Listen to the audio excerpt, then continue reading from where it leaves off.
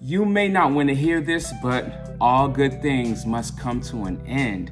I am just getting off of our spring break vacation, and as I just said, all good things must come to an end because I'm a teacher, not a speaker. Now, there is a difference between being tired and exhausted.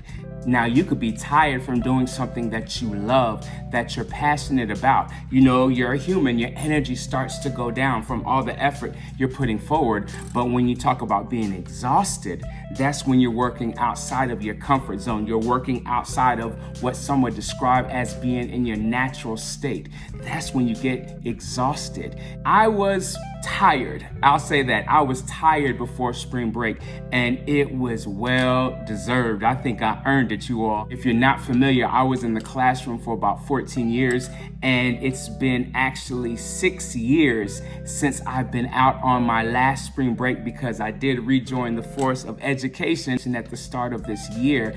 And when spring break hit, it hit right on time. When I thought about spring break, because the science in me started to flare up, I thought about an actual spring, like an actual coil. Now, when it comes to a spring, if I had one directly in front of you right now, if I were to stretch it out, think of like a slinky or something like that. If I were to stretch it out and I just take one hand and I start adding some pressure to it, putting some energy into it, you're gonna see a ripple effect go across that spring.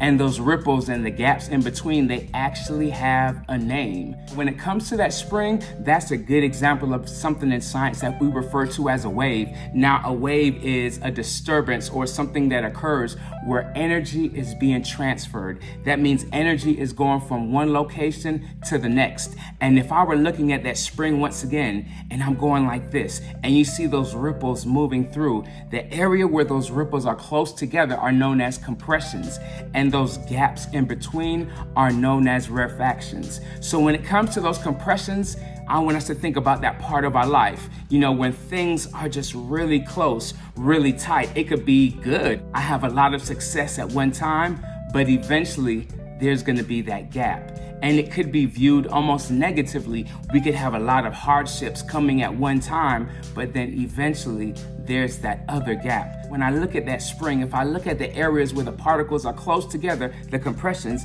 and the area where they're spaced out, rarefactions, listen to the beginning of that rare, R-A-R-E, think about something being limited. Okay, think about something being less dense. If I were to actually measure a wave, I would need to measure from the center of one compression to the center of the very next one, or the center of one rarefaction to the center of the very next. So what does it all mean? It means in life, our life is like that wave, and we're putting that energy in, we're putting that effort in what we do, and there will be seasons where things will come together really dense. It could be hardships or it could be just the opposite. There's almost like a season, some would say, where things will come in all at one time, or it seems like everything happens. It could be the achievement, it could be the goals that we reach, the objectives that we reach, it could be financial gain, it could be relationships, it could be opportunities, but then there's a space where it's going to be less dense. It's going to be few and far between, and that could be good because that could be like my spring break,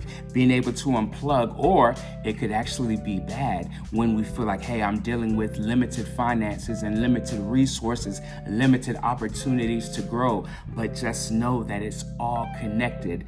There's a compression, then there's a refraction, there's a compression, and there's a refraction. So it's almost as if there's cycles, but together they produce that wave. What does a wave do? It's transferring energy from one location to the next. And when I even think about energy, remember, energy means the ability to do work. And in order for work to occur in science, that's when an object moves in the same direction of the force being applied to it. So just think, you are releasing energy. You're putting effort into what you want to accomplish. And if it aligns in the same direction of where you're trying to go, what you're trying to achieve, that's going to form that wave. And know, even when we travel, even when the energy moves through that wave, there's going to be times where it's going to be dense. It's going to be highly populated, and there's times where it's going to be less dense. It's going to be limited, but it's all a part of the wave. It's all a part of that process. I just got off a spring break, y'all, and I'm ready to go with our students. Now remember, I'm a teacher, not a speaker, and I want you to have an amazing day.